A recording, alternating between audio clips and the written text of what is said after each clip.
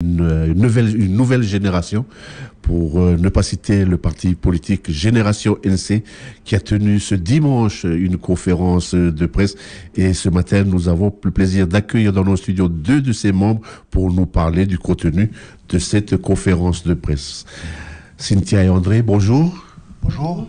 Voilà, Cynthia, avant de commencer, en rentrant dans les locaux de Radio Jido, il y a une petite séquence, pas émotion, mais séquence souvenir avec cette radio. Oui, tout à fait. Je voudrais profiter de l'occasion d'être sur vos ondes pour avoir une pensée, un hommage à mon beau-père que je n'ai pas connu, Charles de Saint-Savin, qui est mort en rentrant de Lifou et qui, je crois, a œuvré à Radio Jido.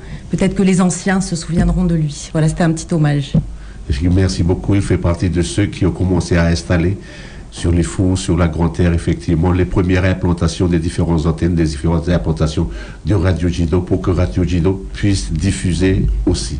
Ce matin, on vous a invité parce que vous avez organisé cette conférence un dimanche. Une nouvelle génération qui fait des conférences le dimanche, c'est tout nouveau. On n'a pas pu être avec vous. Mais par contre, ce matin, on vous ouvre cet espace-là pour pouvoir expliquer. Vous avez mis les pieds dans le plat en disant directement, en fait, c'est des phrases qu'on retient comme ça, sur ces propositions pour pouvoir soulager la fonction publique. Je pars sur ce volet-là parce qu'on est dans les questions de débat budgétaire, et puis la fonction publique a un poids. Vous dites, il faudrait par rapport aux provinces, il faudrait soulager. Parmi les propositions que vous faites, vous pouvez nous clarifier plus? Oui, alors c'est vrai que... Alors je ne sais pas si on a mis les pieds dans le plat, mais nous, à Génération, ce qu'on souhaite, c'est proposer un projet. Et dans ce projet, eh bien, qu'on a nommé, nous, la réunification calédonienne, il y a un certain nombre de propositions que l'on fait. Et donc dans ces propositions, il y a l'idée d'ancrer la Nouvelle-Calédonie dans un statut définitif, parce que nous considérons qu'après les 3 référendums, eh bien, il faut maintenant trouver pour notre pays un statut définitif. Il faut aussi mettre fin au clivage entre loyalistes et indépendantistes. Il faut dépasser cela maintenant. Et il faut donc vivre ensemble. Plus proche du micro, s'il vous plaît. Oui, il faut donc vivre ensemble dans une citoyenneté ouverte, inscrite dans le 21e siècle, pour relever les défis de la Nouvelle-Calédonie du 21e siècle. Alors, vous évoquez en fait l'une de nos propositions qui est une nouvelle architecture institutionnelle pour le pays. Nous, effectivement, on considère que la création des provinces, qui a été réalisée en 88, c'était finalement parce qu'on était dans une période de guerre. Et donc, dans une période de guerre, quand on n'arrive pas à trouver de solution, on divise les pays. C'est ce qui s'est passé en Allemagne, en Corée, dans plein de pays dans le monde. C'est dans un contexte de guerre qu'on fait ça.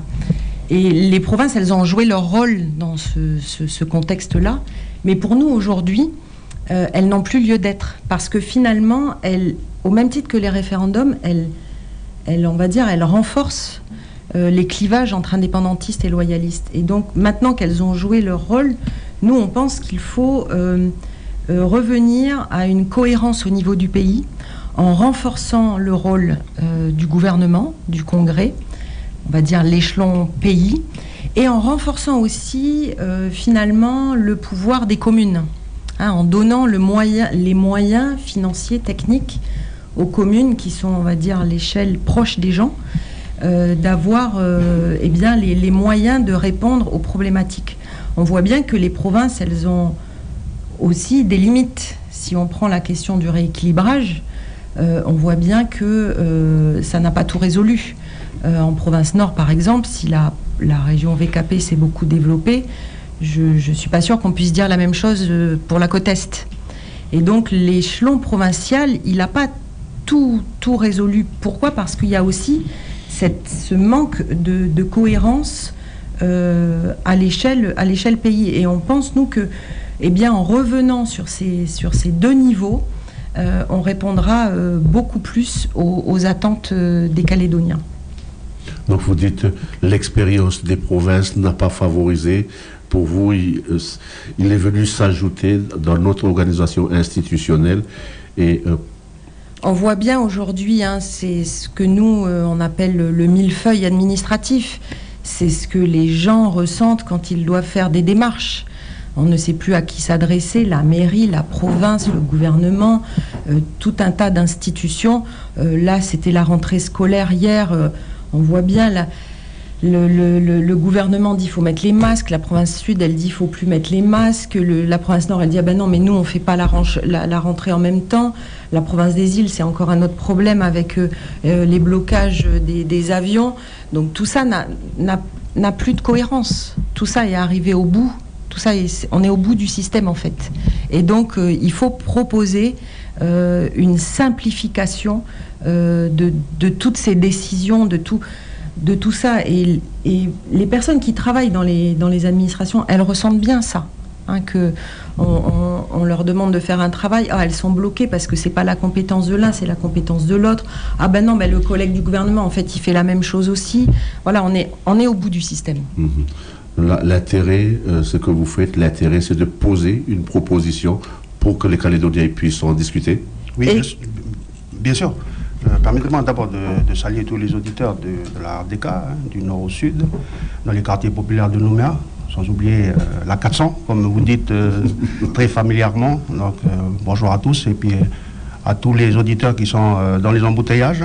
Mardi, c'est reparti pour la rentrée scolaire et tout. Donc, voilà, saluer toutes ces personnes-là qui sont à l'écoute. Et donc, comme disait Cynthia, c'est pour être plus cohérent aussi dans les politiques publiques qui sont menées par rapport actuellement aux promesses. Donc c'est pour ça que nous on propose ce projet institutionnel, c'est pour être cohérent et puis être efficace dans les décisions politiques publiques. Et donc c'est pour ça que nous on a décidé de proposer un projet. Donc on est là, on en discute, on en parle aux personnes autour de nous. Hein. Et quand on dit les personnes, on ne cible pas une communauté. C'est fini ce temps-là, comme on va dire ça comme ça. On est pour un destin commun, pour vivre ensemble, et donc on parle à tout le monde. Qu'on soit wallisien, qu'on soit mélanésien, kanak, vanuatais, qui vivent sur le territoire. Nous, ce projet-là, on veut que c'est pour tout le monde. C'est pas que pour, en parlant du clivage indépendantiste loyaliste, pardon, on veut une Calédonie future, parce que c'est également écrit dans l'accord de Nouméa.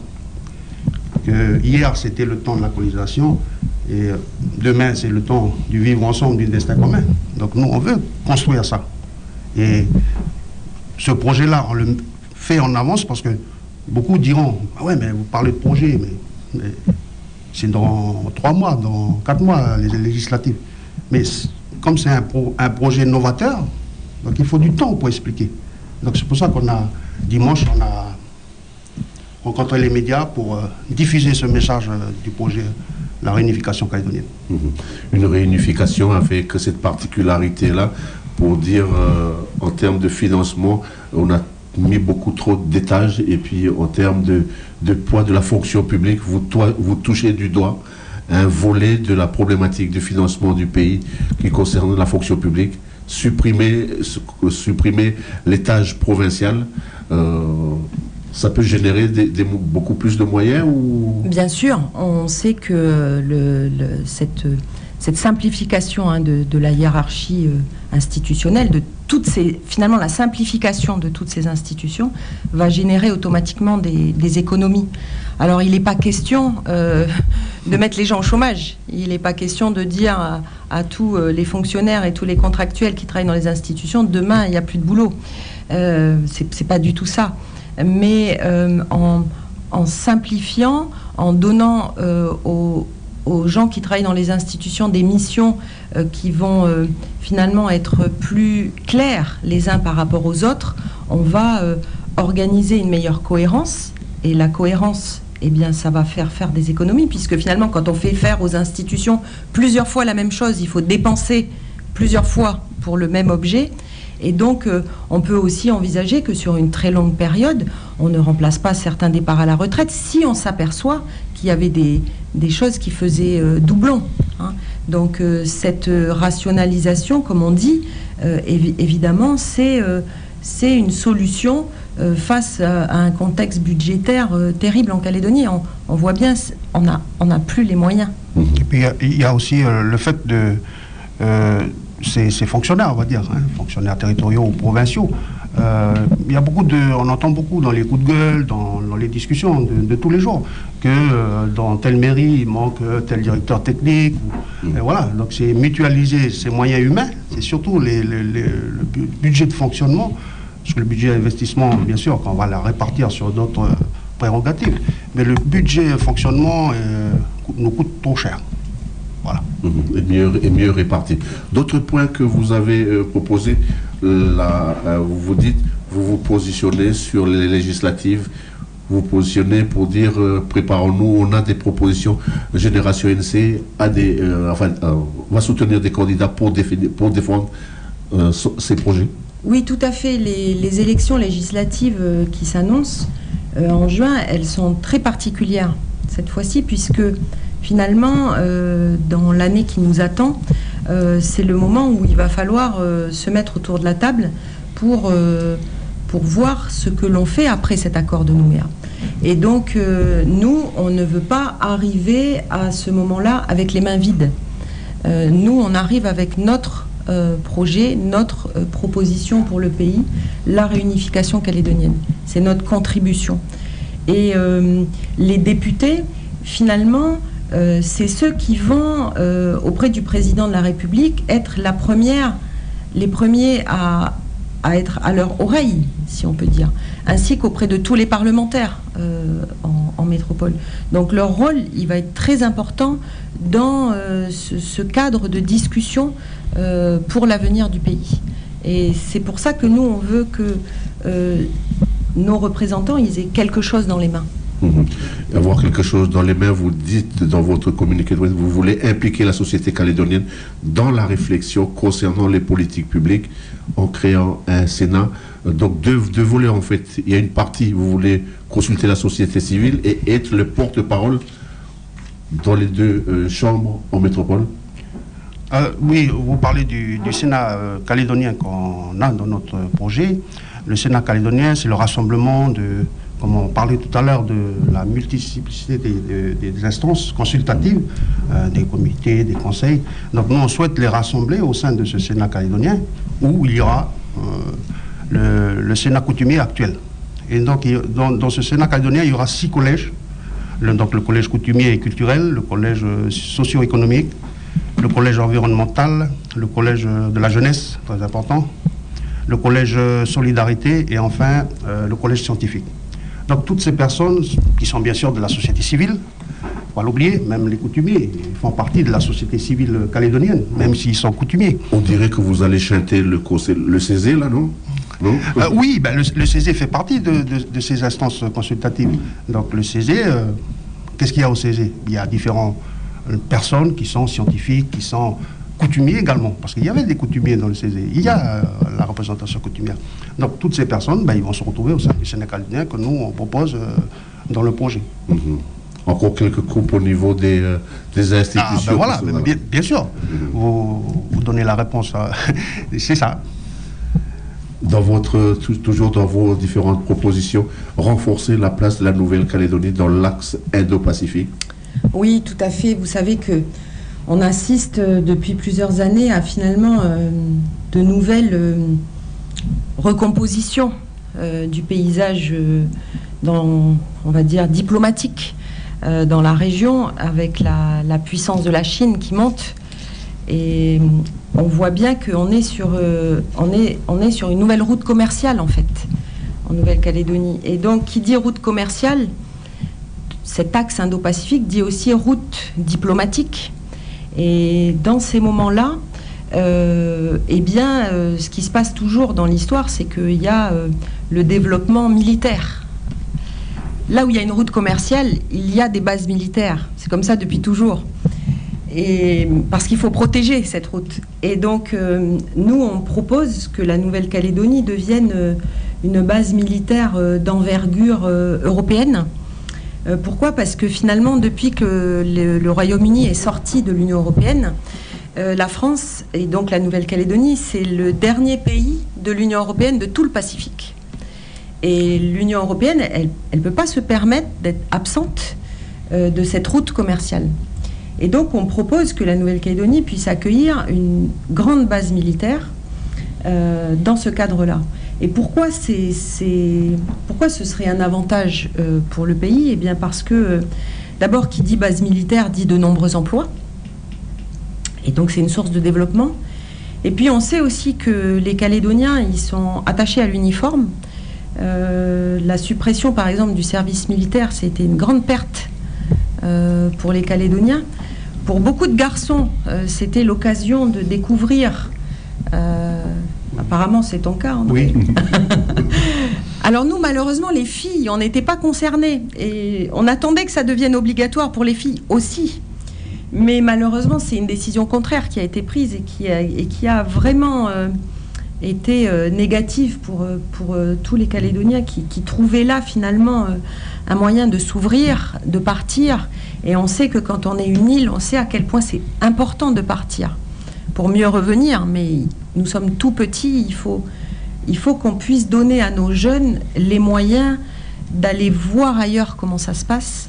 Et le service militaire, c'est une de ces solutions. Donc cette base militaire calédonienne, finalement, c'est revenir aussi un petit peu au rôle de la Nouvelle-Calédonie pendant la Seconde Guerre, hein, ce porte-avions dans le Pacifique, là aussi qui a favoriser le développement de la société calédonienne. Donc ça, c'est une de nos propositions aussi, parce que ce qu'on veut, c'est vraiment être inscrit dans les problématiques du XXIe siècle. C'est pour ça qu'on considère à Génération qu'il faut dépasser ce clivage qui nous bloque, qui nous freine. On ne va pas continuer tout le XXIe siècle à se regarder entre nous, loyalistes, indépendantistes, et puis on va faire quoi ? On va tourner en rond comme ça pendant combien de temps encore, plutôt que de se préoccuper de ce qui se passe dans le monde. Regardez, nos jeunes, ils sont sur les réseaux, les TikTok, les Instagram, tout ça, ça parle anglais, ça vit dans une communauté mondiale maintenant, hein. Donc voilà, il faudrait qu'on arrive à dépasser un petit peu tout ça. Ouais, je voudrais revenir sur... je parlais du Sénat calédonien. Je voudrais revenir, comme la radio Dido, je sais qu'elle est beaucoup écoutée au fin fond des vallées et des tribus. Je voudrais revenir sur un point, sur un collège particulier, le collège culturel Les Coutumiers. En 2017, quand le grand chef Siazé était président du Sénat coutumier, disait qu'il veut que les Kanaks se rassemblent, se réconcilient entre eux. Donc nous, on veut que les Calédoniens se réunifient entre eux et que les Kanaks se réconcilient entre eux au sein de leur clan, de leur tribu, de leur district, de leur aire. Et donc, suite à ça, d'appeler les autres communautés à construire quelque chose. Ben nous, on demande aussi, on dit ça aussi, mais d'une autre façon. Mais le même objectif, c'est ça. C'est ça. Et dans ce collège culturel et coutumier, il y aura les autres communautés. Et on donnera plus de pouvoir, on va dire, plus de responsabilité aux 8 conseils d'air. 8 conseils d'air parce qu'au congrès de Pimbois, à Ouégua, le Sénat coutumier a également dit qu'il faut donner les moyens aux autorités coutumières d'assumer leur rôle et mission en tant que détenteurs de la légitimité coutumière sur leur territoire. Donc nous, à Génération, dans ce projet, certes, le Sénat coutumier disparaît, mais elle est intégrée au sein de ce collège. Donc on donne plus de pouvoir aux 8 conseils d'air. Et même le Sénat coutumier, au congrès de Pimbois, le dit. Donc on est en quelque sorte en phase avec les réflexions et ce que veulent les coutumiers. Voilà.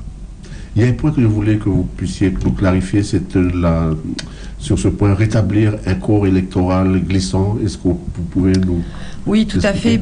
Vous savez, il y a aujourd'hui, on estime à 36 000 personnes des gens qui vivent ici et qui ont été exclus du corps électoral. C'est une décision qui a été prise à un moment de notre histoire. Là aussi, maintenant, il faut dépasser cela. Est-ce qu'on peut accepter qu'aujourd'hui, il y ait des gens, des jeunes qui soient nés ici et qui ne sont pas citoyens du pays?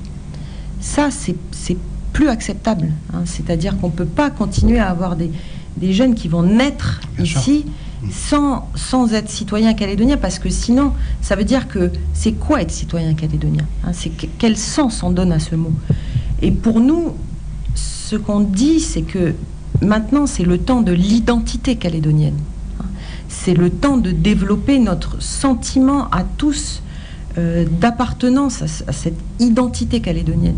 Et cette identité calédonienne, son socle, son ciment, c'est cette citoyenneté. Et pour nous, la citoyenneté, eh bien, ça doit être un acte volontaire. C'est-à-dire qu'on doit demander à acquérir la citoyenneté calédonienne. Pour ça, on propose deux axes qui feraient qu'on ait le droit de devenir citoyen calédonien. C'est eh bien, par mariage ou par naissance, et aussi parce qu'on a investi sur le territoire, parce qu'on vit ici depuis un certain nombre d'années. Nous, on propose 5 ans, hein, parce que quand on dit 5 ans, ça exclut les personnes qui viennent finalement, vous savez, juste pour le travail. C'est des contrats de 2 ans, renouvelables une fois, après ils repartent, ok. Mais les autres, ceux qui payent leurs impôts ici, ceux qui créent des entreprises, ceux qui investissent et ceux qui naissent ici, il faut qu'ils intègrent cette citoyenneté calédonienne qui devra donner les mêmes droits et les mêmes devoirs à tout le monde. Hein, donc les droits, c'est voter, c'est l'emploi local, et les devoirs, c'est pour nous, c'est un service civique, citoyen, pour donner du sens. Hein, pour donner du sens, c'est pas juste un papier, c'est pas juste une inscription sur la liste électorale, c'est donner du sens à tout ça. On veut aussi favoriser eh bien, le vote pour ces citoyens calédoniens en développant le vote numérique. Un vote numérique qui soit sécurisé et anonyme pour dépasser là aussi l'abstention lors des élections, et puis pour aussi que chacun puisse depuis chez soi voter tranquillement sans pression, parce qu'on sait que de part et d'autre il y a des pressions au moment des votes dans les bureaux de vote. Donc pour nous, cette identité calédonienne qui, vous savez, Génération NC, on est très très très attaché aux symboles communs. Pourquoi? Parce qu'il faut qu'on se reconnaisse au travers de symboles, d'un drapeau commun. On propose aussi que la fête de la citoyenneté calédonienne, ce soit le 26 juin. Pourquoi le 26 juin? Parce que c'est le jour qui nous rassemble. C'est le jour de la poignée de main entre Jean-Marie Tjibaou et Jacques Lafleur. Et ce jour qui nous rassemble, il doit être célébré. Et donc, toute cette identité calédonienne, nous, on y croit, parce que nous, on est fermement opposés à toute idée de séparatisme ou de partition, ce que veulent d'autres dans ce pays. Si on se replie sur soi dans nos provinces, si on accentue le pouvoir qui est donné aux provinces, mais on va vivre comment? Le nord, là, ça y est, ils sont de leur côté, les îles sont de leur côté, puis au sud, ils sont côté. Mais qui peut croire que les loyalistes du Nord, ils vont le vouloir. Ou pas. Qui peut croire que les indépendantistes du Sud, ils vont vouloir? Donc si on fait ça, c'est comme ce qu'on a fait au temps de la guerre, où on a divisé parce que il faut trouver une solution. Mais là, on n'est pas en guerre. Donc là, on va pas encore se diviser davantage. On va pas encore rejeter chacun dans son morceau de terre. Donc nous, on dit attention, danger. Danger, c'est maintenant le moment de l'unité. C'est le moment de la réunification. Il y a des enjeux. Il y a des enjeux, vous le disiez tout à l'heure, budgétaires, mais il y a des enjeux positifs aussi à relever. Il y a la protection de l'environnement, il y a cette lutte contre le réchauffement climatique. On sait que en tant que pays du Pacifique, on va être les premiers impactés. Donc il y a des très grands enjeux. D'ailleurs, nos jeunes, ils sont très sensibles à ça. Ils veulent s'attaquer aux problèmes environnementaux. Nous, on va leur proposer quoi? Chacun chez soi. Et puis on se regarde de travers encore. Donc voilà, nous, on veut travailler sur cette identité. On ne veut pas que le vivre ensemble, ce soit juste un mot comme ça. qu'on range dans un petit coin et puis qu'on continue à vivre divisé. Il faut que ça soit du concret pour Génération NC. Une fois que vous avez exposé la suite, est-ce que vous allez faire le tour du pays pour présenter vos propositions? Vous parlez des différents conseils d'air. Est-ce que vous allez faire le tour de l'ensemble du pays pour pouvoir présenter votre projet? Bien évidemment, c'est l'idée. Hein, pour partager et proposer le projet que nous on souhaite, on va rencontrer toutes les forces vives, qu'elles soient coutumières ou autres, l'association des maires, des associations de la vie de tous les jours. Hein, parce que nous, on veut être aussi être plus proche des Calédoniens, parce que ce sont les Calédoniens qui, demain, si c'est notre projet que je souhaite, soit, on va dire, en quelque sorte, le futur de ce pays, de ce territoire, ben, on souhaite qu'il y ait tous les Calédoniens qui soient consultés, ou nous aussi, on va les consulter pour avoir leur retour. Donc, bien sûr, on ira sur le terrain. Je voudrais revenir sur la question de la citoyenneté calédonienne et sur ce principe-là. On a toujours tendance à dire que le corps électoral concerne que les Blancs. Hein? Non. Moi, j'ai mon exemple à moi propre. Ma femme, elle a vécu un moment avec un oreille, comme on va dire ça, comme ça, hein, on va être cru, hein, avec un oreille. Elle a eu une enfant, elle a eu des enfants. Elle n'a pas pu voter. Et pourtant, sa maman, elle est Kanag, elle est du pays. Elle n'a pas pu voter. Et ça l'a découragée. Ma belle-fille, ça l'a découragée. Alors nous, dans ce projet-là, ben demain, elle pourra voter. Intégrer. Donner son... Parce que c'est important de voter.